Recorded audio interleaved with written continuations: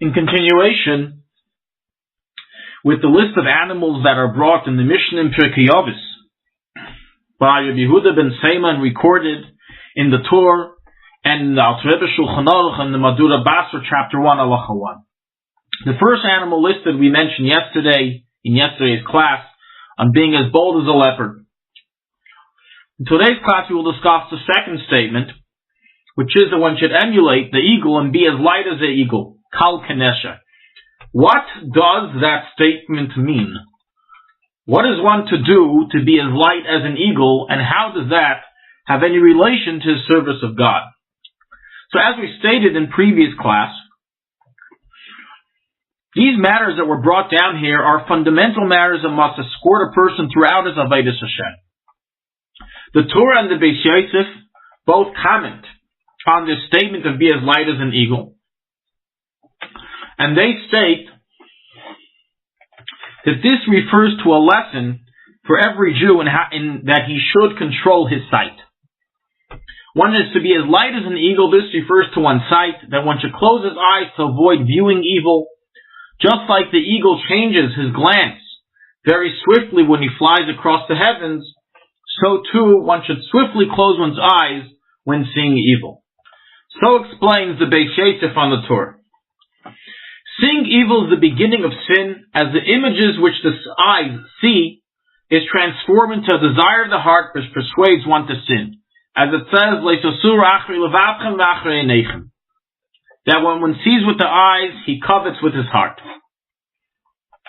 Guarding one's sight is one of the most basic defenses, mechanisms that one must use in his Avodas Hashem, in order not to be megara, not to incite his Yetzer Hara against him, against doing Averos. This matter of guarding one's eyes relates to many different aspects. It relates to guarding one's eyes from seeing impure animals, as was discussed by the Rebbe in many talks, to guard children's eyes from seeing impure animals, and how impure animals have an effect on the soul. And of course it relates to people viewing immodest acts or improperly dressed women.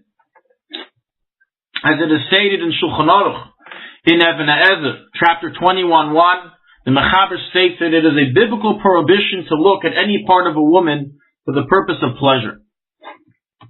This is based on the ruling of the Ri that states the biblical prohibition stems from the verse Leisasuru achri levapim achri einayim. And one who looks at an improper image, he is transgressing this sin. It goes without saying that it is biblically forbidden to entertain forbidden thoughts, as written in the Beis Shmuel in that chapter, Halacha 2. The Rambam records that this sin of Shmiras Eiynayim, of not guarding the eyes, is one of the most difficult sins to conquer and to do proper tshuva on, as many people think that there's no true involved, he has not committed any act, when in truth it's a grave sin, and in the wording of the Rambam is the opening of all matters of immorality.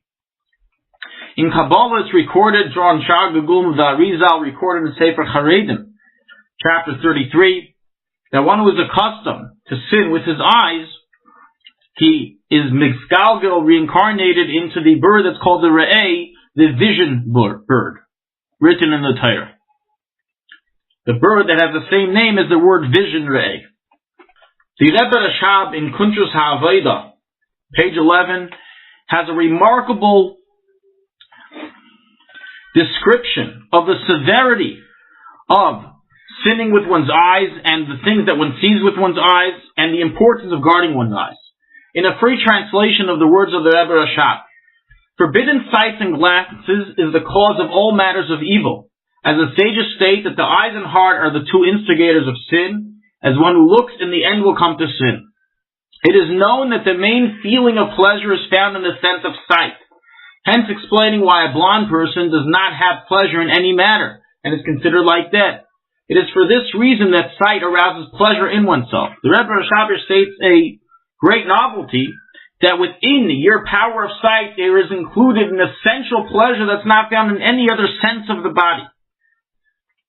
And the Rebbe Rashab there continues and says that when you see something, that image stays with you, just like it was recorded and it was taken a picture of in a camera, and it remains with you, and it can be resurfaced at any time, even many, many years later, and it remains in the heart and awaits for an opportunity to arouse the desire of that improper image or improper sight that was seen.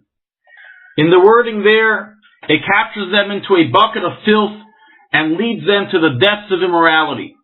Therefore, every person who cares for his soul and desires to prevent it from falling into the pits of impurity is to control a sense of sight. The entire translation is available on today's reading material of the Daily Halacha, and it is advised to read through it to see these words of the Rebbe Rashab in their original with English translation. In an interesting letter written by the Rebbe to an individual who asked why in Chassidus Chabad do we not find such an emphasis on discussion of the importance of Shmiras Eiynayim, the Rebbe replied that it is understood that there is no place to write this in letters, besides for the fact that there is no need to do so, being that the matter is explained in the teachings of Chassidus.